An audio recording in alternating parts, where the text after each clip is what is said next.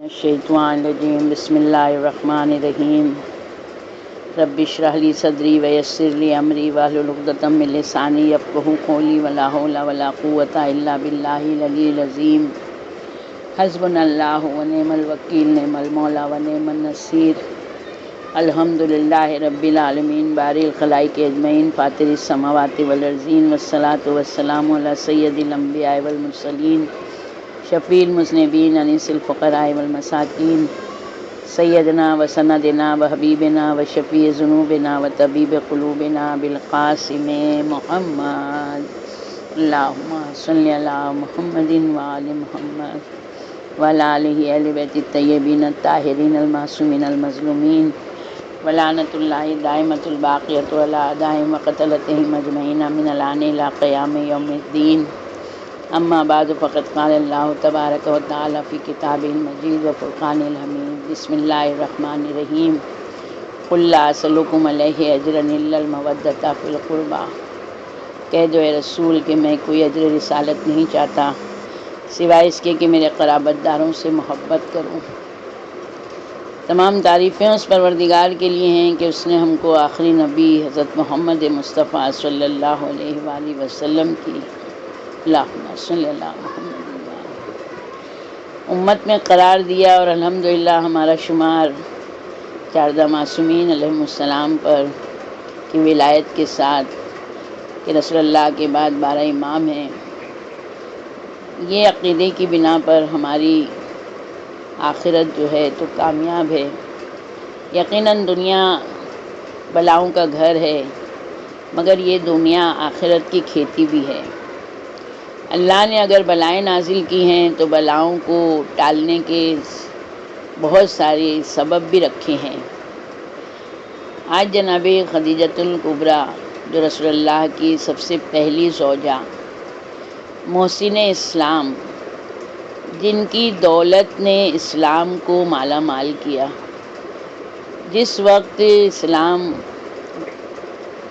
بہت ہی بوسیدہ حالت میں تھا، اور رسول اللہ کی معرفت جناب خدیجہ کو، یعنی ہم اگر ان کی سوانح حیات پڑھتے ہیں تو ایک عورت میں کیا صفات ہونا چاہیے ہیں، ہمارے لیے بہت بڑا درس ہے جناب سے خدیجۃ الکبریٰ کی سوانح حیات میں، کہ ایک بیوی اگر ہے نا اپنے شوہر نے اس کو پاکٹ منی دیا ہے، خرچ کے لیے پیسے دیا ہے، وہ جمع کرتی ہے تو وہ اس کو اپنی ملکیت سمجھتی ہے کہ یہ میرا ہے۔ اور جناب خدیجہ تو ملکۃ العرب تھیں، ان کے مقابلے میں کوئی مرد بھی تاجر نہیں تھا ایسا۔ مگر جس وقت جناب خدیجہ نے عقد کیا رسول اللہ سے، اور رسول اللہ غمگین ہوئے، صرف انہوں نے محسوس کیا کہ ان کا شوہر کا چہرہ اترا ہوا ہے، تو اے محمد کیا ہوا؟ کہ خدیجہ ایک طرف اسلام کو دیکھتا ہوں، ایک طرف تمہاری دولت۔ تو جناب خدیجہ نے کہا یہ ساری آپ کی ہے، میں نے آپ کو دے دی ہے، یہ آپ ہی کا حق ہے۔ اور اس کے بعد جناب خدیجہ نے کبھی پلٹ کے رسول اللہ کو کسی بھی طرح کا کوئی سوال نہیں کیا۔ اگر کھانے کو کچھ نہیں ہے تو انہوں نے یہ نہیں کہا کہ کل تھا تو کچھ رکھا نہیں آپ نے۔ ہم لوگوں کے یہاں چیریٹی کو جانتے نہیں کچھ، جتنا ہم لوگ خرچ کریں گے اتنا ہم کو اللہ دے گا، جتنا ہم بخیلی کریں گے اتنا اللہ ہم کو وہیں پر ہی رکھے گا، یہ یاد رکھیں۔ جناب خدیجہ کا اگر ہم کسی بھی تاجر سے مقابلہ کریں تو نہیں ہو سکتا ہے۔ جناب خدیجہ نے اتنے احسان کیے ہیں کہ رسول اللہ نے آخری دم تک جناب خدیجہ کو نہیں بھولے۔ جس وقت شہر کی کھدائی ہوئی، ایک قبر جب ملی ہے، سارے ہیرے جواہرات سونے سے بھری ہوئی وہ قبر ہے، اور اس کے تابوت کے اوپر لکھا ہوا ہے میں ملکہ تھی، میں نے 1000 شہر فتح کیے، 1000 شہروں پر حکومت کی۔ اتنی زیادہ اس نے حکومت کی تھی، اتنا اس کے پاس مال و دولت تھا کہ اس کی قبر بھر گئی تھی زر و جواہر سے، مگر اس نے کیا لکھا، اتنا میرے پاس زر و جواہر تھا مگر میرے پاس ایک روٹی نہیں تھی جس سے میں پیٹ بھرتا اور میں مر گئی۔ یہ چیز ہم کو سبق سکھا رہی ہے کہ ہم کو راہ خدا میں کیسا خرچ کرنا چاہیے۔ جس وقت ہم بلائے آئیں صدقہ دیتے ہیں، خالی ضروری نہیں ہم صدقہ ہی دیں، صدقہ ہم نے اپنی جان کی حفاظت، مال کی حفاظت کے لیے دیا ہے، ہم نے اللہ کے لیے کیا خرچ کیا ہے، اللہ کے لیے خرچ کرنا ہے۔ ہماری بہن غریب ہے، ہم نے اس کی مدد کر دی، ہمارا بھائی غریب تھا، ہم نے اس کو دے دیا، امام زمانہ کا پیسہ نکالا اس کو دے دیا، یعنی امام زمانہ کا پیسہ تو امام نے مدد کی نا اس کی، ہم نے کیا کی، ہم نے مرحوم کو کیا دیا۔ مگر یہاں پر اگر ہم اس ملکہ کا موازنہ جناب خدیجہ سے کریں، دیکھیں وہ ساری دولت کی مالک تھی، مالکہ تھی، مگر جان نہیں بچا سکی، اور مرنے کے بعد جب کھدائی ہوئی تو اس کا نام آیا سامنے، مگر جناب خدیجہ نے اپنی دولت اپنے ہاتھوں سے اللہ کی راہ میں خرچ کی۔ تو جناب خدیجہ کا جس طرح ایک مخلوق خدا نے اللہ کی راہ میں خرچ کیا، تو اللہ نے بھی ان کی کیا جزا دی کہ فقط اور فقط 11 اماموں کی ماں جو پیدا ہوئی ہیں وہ جناب خدیجۃ الکبریٰ کے شکم سے پیدا ہوئی ہیں۔ صلوات اللہم صلی علی محمد وآل محمد۔ یعنی اللہ الجزاء الاحسان الا الاحسان، اللہ کسی کا احسان نہیں رکھتا ہے، اگر ہم تھوڑا سا کرتے ہیں اللہ ہم کو بہت دیتا ہے۔ ہم جناب خدیجہ کی جس وقت پانی میں ڈوب رہے، ایک عالم ہیں، ان پیسے ہیں، ان کا جہاز ٹوٹ گیا، پانی میں ڈوب رہے، لوگ ایک دوسرے کو بچا رہے ہیں، انہوں نے خیال کیا کہ میرے باکس میں اتنے پیسے رکھے ہیں، جب آدمی دوسرے شہر جاتا ہے تو پیسہ لے کے جاتا ہے وہاں کے لیے، خرچ کے لیے، انہوں نے کہا میرا بیگ کھول دو، اب بیگ کھول کے جیسے یعنی ایسے حالات تھے کہ پانی میں وہ ڈوب جاتے سارے کے سارے، انہوں نے کہا بیگ جو کھولا تو پورا پیسہ پانی میں، انہوں نے جیسے ہی ادھر پانی میں پیسہ گیا ادھر پانی نے ٹھہراؤ کر دیا، یہ ساحل پر آ گئے۔ ہم لوگ نہیں جانتے ہیں اس چیزوں کی حکمت کو، ہم لوگ کہتے ہیں نہیں ہمارے پاس نہیں، ہم کہاں سے کریں، کیوں نہیں ہے ہمارے پاس بہت کچھ ہے۔ ہم پلٹ کے دیکھیں اپنے آپ کو، کیا خرچ کر رہے ہیں ہم اللہ کی راہ میں، اپنے اوپر ہم بہت خرچ کرتے ہیں، مگر جناب خدیجہ نے اگر خرچ کیا تو اللہ نے بھی ان کو بہترین صلہ دیا کہ جس وقت رسول اللہ غار حرا میں بیٹھے ہیں کہ جبریل علیہ السلام آئے، جبریل علیہ السلام دیکھ رہے ہیں، کیا دیکھ رہے ہو، کہ جناب خدیجہ آ رہی ہیں، یا رسول اللہ اللہ کا اور میرا سلام کہہ دیجئے جناب خدیجہ کو۔ ماشاء اللہ ہم کہیں گے کیا عظمت والی خاتون کہ جس کو اللہ سلام کہے، جس کو جبریل علیہ السلام سلام کرے۔ جناب خدیجہ آئیں، رسول اللہ کہتے ہیں خدیجہ اللہ نے اور جبریل تم کو سلام کہہ رہے ہیں، کہ یقیناً سلامتی اللہ کے لیے ہے اور اللہ کی طرف سے ہے، یقیناً سلامتی ہے۔ یعنی ایسی خاتون، ایسی عظمت والی خاتون ہمارے لیے بہت بڑی نمونہ عمل ہیں، اور جو چیز ہم کو وراثت میں ملتی ہے، تو وراثت کی جو چیزیں ہوتی ہیں تو یقیناً یہ اچھائیاں بھی آتی ہیں وراثت میں، برائیاں بھی آتی ہیں۔ جناب خدیجہ سخی تھی، سخی کی بیٹی تھی، تو جناب سیدہ نے بھی اسی طرح سخاوت کی کہ ان کے در سے کوئی بھی فقیر خالی نہیں گیا، مسلمان تو مسلمان، غیر مسلمان بھی آئے۔ جس وقت جناب خدیجہ شیب ابی طالب سے باہر آئیں، جناب ابو طالب علیہ السلام کی وفات ہوئی، ان کے کچھ دنوں بعد جناب خدیجہ کی وفات ہوئی، جناب خدیجہ ملکۃ العرب تھیں، کنگھی بھی ان کی کنیزیں کرتی تھیں، ہر کام میں ان کی کنیزیں مدد کرتی تھیں، وہ نرم قالین پر چلتی تھیں، مگر جب رسول اللہ کے عقد میں آئی ہیں تو مکے سے غار حرا کافی بلندی پہ پہاڑ ہے، پتھریلی زمین میں وہ رسول اللہ کے لیے کھانا لے کے جاتی تھی، بہت مشقتیں اٹھائی انہوں نے رسول اللہ کے ساتھ میں رہ کے، عرب عورتوں کے تانے سنے ہیں، مگر جناب خدیجہ جانتی تھی کہ میں نے جس سے عقد کیا ہے وہ کوئی معمولی شخصیت نہیں ہے، اور خوشی سے اپنی طرح یعنی خدمت، محبت، یعنی جو قل لا اسألکم اجرا الا، یہ اس آیت کے مصداق اگر ہم دیکھیں، تفسیر دیکھیں تو جناب خدیجہ کی ملتی ہے۔ کیسی محبت کرنا چاہیے، کیا محبت کا لیول ہے۔ ہم اپنے مرحوموں کو اسٹیٹس پہ نہیں رکھیں، ہم اپنے مرحوموں کو فاتحہ اسی طرح نہیں پڑھوائیں، ہمارے مرحوم لاوارث نہیں ہیں، ہمارے مرحوم کے ہم وارث ہیں، ہمارے مرحوم روتے ہیں جب ہماری یہ حرکتیں دیکھتے ہیں تو، یا آج ہم کو دوسروں کے حوالے کر دیا۔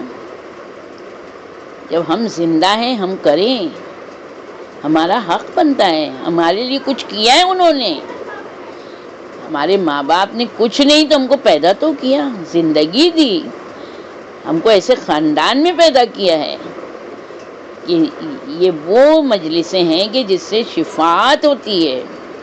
آج شب جمعہ، وہ بھی ماہ رمضان المبارک کا، آج روحیں تڑپتی ہیں، کون ہے جو ہم کو کچھ دے دے وے۔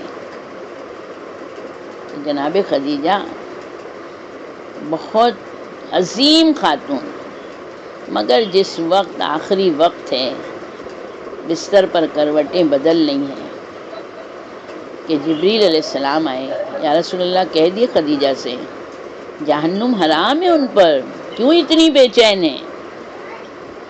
رسول اللہ نے کہا خدیجہ جنت تمہارے پر مباح ہے، جنت میں تم جہاں چاہو، جو مقام چاہو، سب سے بلند مقام پر تم ہوگی، کس لیے بے چینی ہے؟ جہنم حرام ہے تم پر۔ کچھ نہیں کہا جناب خدیجہ نے، بہت بے چین ہے کہ جس وقت رسول اللہ باہر گئے، جناب سیدہ کہتی ہیں اماں آپ کیوں بے چین ہیں، کس بات کی بے چینی آپ بتائیے۔ جناب خدیجہ عذاب قبر سے ڈرتی تھی، بہت زیادہ خوف، کیونکہ قبر کی پہلی رات حول المطلع بہت ہی خوفناک رات ہے۔ جناب خدیجہ نے کہا فاطمہ میں نے آج تک تیرے بابا سے کچھ نہیں مانگا، مجھے ابھی بھی شرم آتی ہے، خالی اپنے بابا سے اتنا کہہ دے کہ جب میں مروں گی تو اپنی قمیص کا مجھے کفن دے دینا، کیونکہ جناب خدیجہ جانتی تھیں کہ رسول اللہ کی قمیص اگر میرے کفن میں ہوگی تو یقیناً میرا فشار، میرا خوف جو ہے تو امن میں بدل جائے گا۔ جب رسول اللہ آئے تو دیکھا بے چین ہے، تو جناب سیدہ کہتی ہیں بابا میری ماں بہت غیرت دار ہے، میری ماں نے کبھی آپ سے کچھ نہیں مانگا، مگر میری ماں اس لیے بے چین ہے کہ وہ چاہتی ہیں کہ کفن کی جگہ آپ کی قمیص آپ ان کو دیں۔ رسول اللہ نے فوراً قمیص اتاری، کہا خدیجہ تمہارے لیے ہر چیز تمہارے لیے حاضر ہے، میں گواہی دیتا ہوں، کوئی خوف نہیں تمہارے لیے، تم ہر منزل پر تم نجات یافتہ ہو۔